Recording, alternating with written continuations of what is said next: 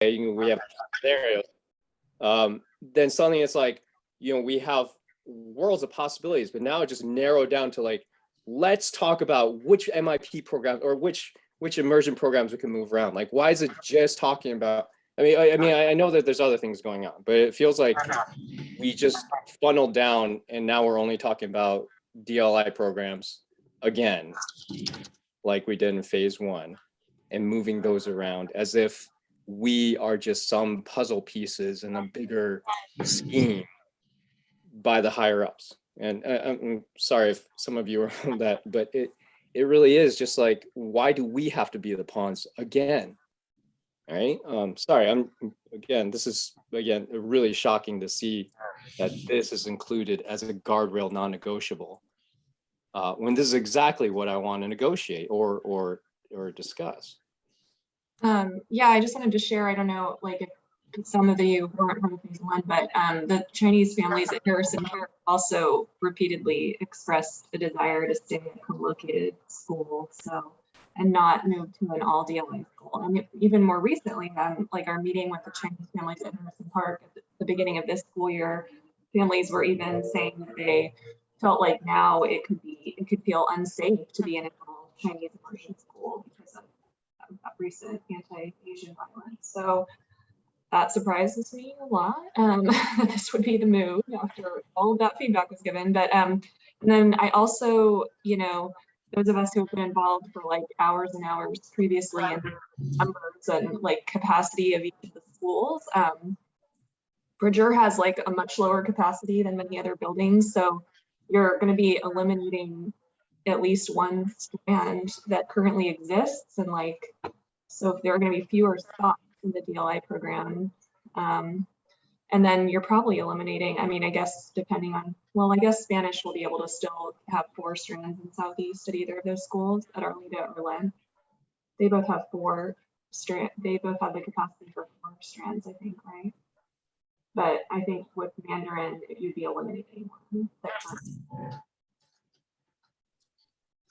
Sorry, Marissa, I missed the end of what you just said, and I'm really trying to pick up all the. Oh, well, I think, like the two, I wish we could, visualize these 2 like scenarios, but like the 2, building options for a Mandarin DLI school have different capacities. So at Bridger, I think you would have to be eliminating one of the strands of Mandarin DLI that currently exists. So I don't know where those kids are supposed to go. Just so you know, there's a lot more to come tonight. Yeah, I'm sure. That with the visuals and all the other pieces, that's what's coming next. We just have a couple of more minutes. Is there someone else who would like to have your voice in? How about Beth, and then we'll go to Jonathan. Yeah, I'll speak quickly. So I represent a school that doesn't have a DLI program. However, I was part of phase 1 and now part of phase 2. And what I heard time and time again was the process was not listening. People were not being asked, and we weren't doing the job that we started to do. It was all disingenuous. And when I have an email in my inbox from PPS 5 minutes after our meeting started that said DLI programs are changing, like that shows me that we're doing the exact same thing again. And it's a slap in the face to the people who are devoting time and want to be involved and want to help make decisions that actually support the communities that they're part of. And it's really frustrating. It's hard to not. Go ahead. It's hard to not agree with what Beth just said. To get some of this information when you think that you are going to be an active participant in helping the decision-making process. I could see how. I have students at Glencoe, there's also no immersion program there. Not at the last meeting, but the previous meeting in one of these breakout groups, I remember someone mentioning that the more important thing for them than the particular location of the school or whether it's split between neighborhood and DLI was that the culture of the DLI school is able to be maintained. And I think that that's also important. Another thing that I think is maybe not terribly popular with this particular group is that as a parent who doesn't have a kid in a DLI school, you know, when you choose to enroll your student in a specialized program, you also then have to take some additional responsibility, whether that's like longer bus ride or the school's further away and you can't walk to it. I think that to a certain extent, enrolling your student in a specialized program places additional, because it also places additional responsibilities on the. I'm sorry, we have parents of to students. close the rooms. You have just a couple more seconds. Oh, that's all. Just that there's, of course, a balance here. Thank you. Thank you all.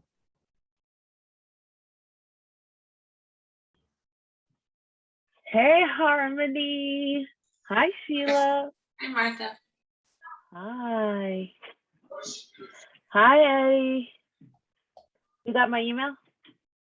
Yeah, got the email. Thanks. Okay, let's go.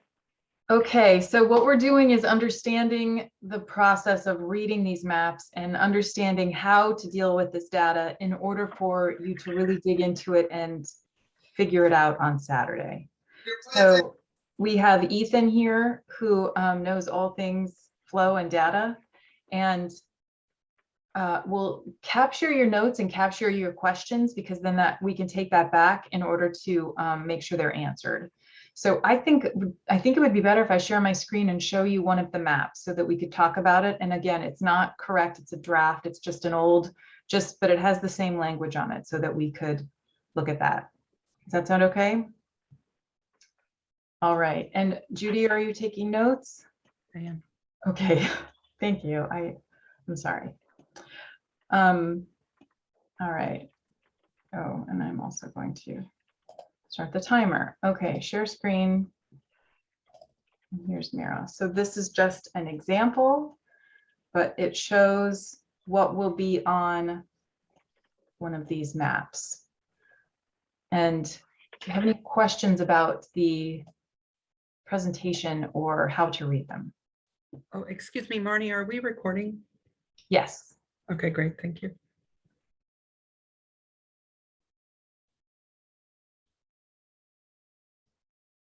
Or how to use the dashboard. Ethan is here to help in any way. Can I ask for some clarification on what Saturday will look like, just so I know how to frame my listening into the scenario? We are, yeah, this is so crazy bananas.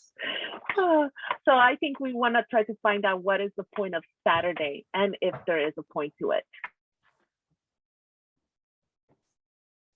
So I can take that question. I think the intent of Saturday is to give people time to look closely together at all the proposed changes and understand them well, to build your knowledge and expertise of all the pieces that are being proposed, so that when we prepare for listening to the broad community, you can connect those, the comments and the input to the specifics that are on the table. We will be able to comment and give feedback to the community, even though we're not able to do that in the meeting. I'm sorry, let me say that the meeting on Saturday is to continue to gain understanding, so that members can feel knowledgeable when they're processing what they hear from community members in the coming weeks. Judy, can you give us clarify for us how, whether there is there a possibility of changes to these scenarios, or are we being presented with two scenarios that we have to choose from, or? Yeah, so we're not asking you to choose between these scenarios. We are definitely, is there room to change them before community engagement? You have one full meeting next Thursday to discuss any big ticket or big pieces that you feel need to just be called out, I guess. And that is, for those of you who are in phase one with us, right, there's this distinction now where you've got PPS leadership describing changes as the board asked them to, that's in the charge, describing some changes as non-negotiable, and then other changes that there's lots of room for improvement and change. Does that help? So as I'm I doing a good job taking notes. I am taking notes in another area so that I can share screen here. Okay. I'm concerned. As I understand it, there's still room to move boundaries. So the guardrails are in place, but what we'll be doing on Saturday is figuring out and going into the dashboard and looking at the results. Is that correct, Ethan? That we'll be talking about it and then going in and seeing the results of any changes. The guardrails don't change. That will be something that we'll have the capacity to do is move boundaries within attendance areas. I guess I have some questions about how, I know the email went out to the broader community about these non-negotiables, and we are, as the coalition, are hearing them tonight. I am highly concerned about how to message that and how to communicate. And I mean, there's frustration and anger within this group. I just think that's all. Like the minutia of moving boundaries or where things land, sure, great. That's very overshadowed by these bigger system changes. And I don't feel like I have the resources or tools to effectively, like, I'm not convinced that the district listened to community members, certainly BIPOC community members, in making that decision. And I don't feel like I have the tools or resources to communicate that back to my school community. So it feels, this is not what people will care about at my school. Like, they won't care where the lines are. They will care very much about the segregation of our Native speakers into the outskirts of Southeast Portland. And you will feel frustration from both Harmony and I, because we're both the PTA presidents of our school. So it's on us to be able to pass this message along. So for us to say, hey, PPS is deciding to segregate all of our BIPOC community, and yes, you may use the word segregate in your notes, because that is the word that has been used over and over again by community members over and over again. Segregation, racism, white supremacy is happening right here, even though we have said over and over and over again, engagement of communities and families is not happening. So if you all want us to get all up and get all of the Spanish speaking and all the Chinese speaking families so you can hear us loud and clear, we're ready to do that, okay? Just wait. It's coming and it's happening. And yes, it's a warning. And you see me spicy and hot because it's gonna come down to you all. I see you, Judy. Marta, I'm Sorry. I understand you're upset, but I understand you're upset. I'm just Be careful with what you say, because I have screenshots of conversations of PPS administrators and how they refer about the parents. yeah. I know. I appreciate you're upset, and I would like us to stay as respectful in this space as possible. Thank you. So I'm sorry, segregation is not upsetting to you. So my questions, I'm always trying to keep an open mind. And I understand the list of reasons that were proposed for these changes, like the whole issue of schools having issues with, resources and stuff like that. However, my question is that, I come from a science background. And so one of the things in the scientific background is like, when you propose a change, these are, you got to state your evidence and the reasonings behind it.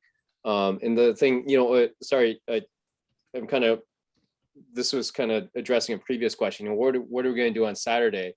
Are we going to be spending time looking at specifically these reasons for moving? Because, and is there going to be evidence presented for why these specific changes? That's the thing, is like when you change something, and especially if you're moving a bunch of people of color around, and you're saying this is the best, this is going to be good for you, right? That's the message I'm hearing. Where's, again, like I said before, where's the proof? I need evidence, solid numbers that show this has been done before and it worked. And if you can't, then where's this coming from? And this is the big comment I have. It sounds like there are people who have issues. I mean, I don't deny that. I worked in schools for 20 years. I know that admin, there's a lot going on that they got to deal with, and I understand. But it sounds like it's just coming from one voice. And one of the things that we talked about earlier was that, we got to make sure that loud voices don't derail or take over. And it sounds like that's kind of what's happening, that there are loud voices saying, hey, we don't want this problem, DLI, in our school because it's so hard to manage. So let's move them out. Or the other question is also I have, doesn't this also violate our charge?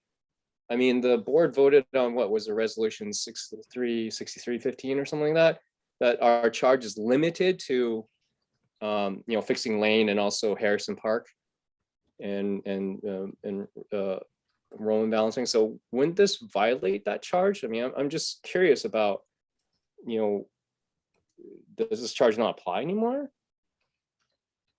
Sorry, that was a long question or statement or both combined. I do want to make sure we have 5 minutes, and Saturday is going to go really in depth with this data. If anybody has any data questions, or we want to make sure you're confident with the tools in order to do what you can do on Saturday. Well, Eddie, I think like in phase 1, there was confusion about, there was like this vague suggestion from PPS that we should be reducing co-located DLI programs or something, and everybody was like, what does that mean? Why are you wanting that? And so we asked for more clarity. So now we were given some I feel like, just jumping in with you, Marissa, like we did definitely ask for that. And I feel like we have been given a more defined, like these, guidelines or guardrails, whatever they're being called, are more defined. But I still don't feel like I'm not seeing the evidence as to why this is recommended. And I think that it's difficult, particularly when we do have a lot of, I know it's anecdotal, but a ton of anecdotal information from many community members, both in DLI programs as well as in their co-located neighborhood programs, saying that is what they feel is the best fit for their youth. Many of these youth, of course, are youth of color as well.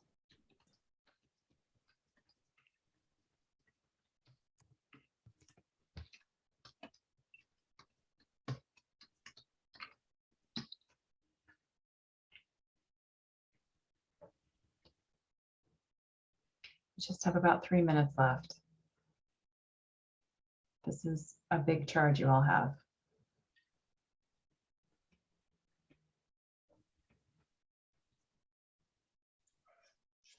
So I see that I saw the slide about how there are instructional challenges and supports for emerging bilinguals.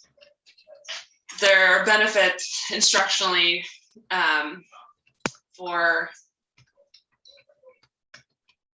non-co-located programs.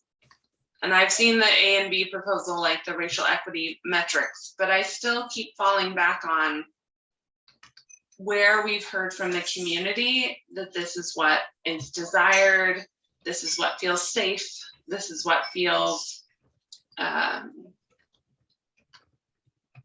like BIPOC community members have been listened to and heard, because it's just never what we've experienced personally in our schools and our communities and all through phase 1.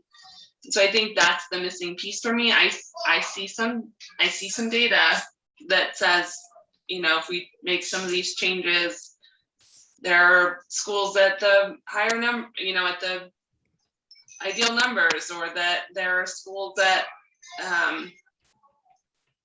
but I have a hard time seeing where it comes from the other side, that there are community members in support of this, that there's a community pressure for this type of move and these types of supports. Instead, we're kind of just being told that this is what will be good for us, and this is what will be good for our communities of color.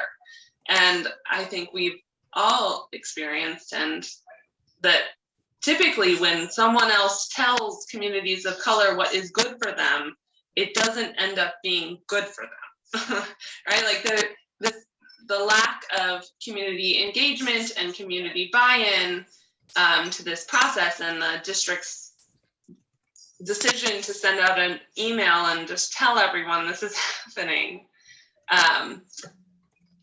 I think that's where the distrust is in even the data being presented. It doesn't feel like that data, is it true? I don't know. I'm being told what to do, and I don't feel like there's a collective sense that this is what would be good for all of us. And I don't know how to get to that space. And I certainly don't know how to bring my community and our school to that space, that this is good for everyone. And as an education professor who trains our future teachers, specifically BIPOC teachers, and is doing research and working with the state on how to fix the BIPOC shortage of teachers and dual language teachers, this goes against every single mission of the Senate bill that's done. This goes against every single vision of the House bill that is being presented at the House. And we will be in contact with state representatives if need be, because this goes against the charges of the rent and what they were funded for. And again, everything that's being taught in my training when I train future educators, okay? It completely goes against that. This is racism straight up. So long live white supremacy, I guess. So that's time. We're ready to go back to the meeting room, Judy. If we've heard from everyone, I see Megan saying 1 minute. Yeah, it looks like we still have a minute. So I just want to call out that I think the reason why we're having a lot of voices at this time is because there is a lot of frustration, in the process and the way these decisions were made. Much of it still felt like it was very non-transparent. And, PPS has asked us as community members to participate in this process. And we want to feel valued in this process. We want to feel that we're heard, and that when we ask our community members to take time, especially now when we all are stretched so thin, we want to be able to tell them those voices will be heard and respected. And so I want to just caution us to be reinforcing, respectful talk or things like that. When the fact that people are coming and speaking authentically, that takes a lot, out of all of our coalition members to be doing that work. And so I really need PPS to listen and to reflect upon their own process in this, rather than putting it back upon us.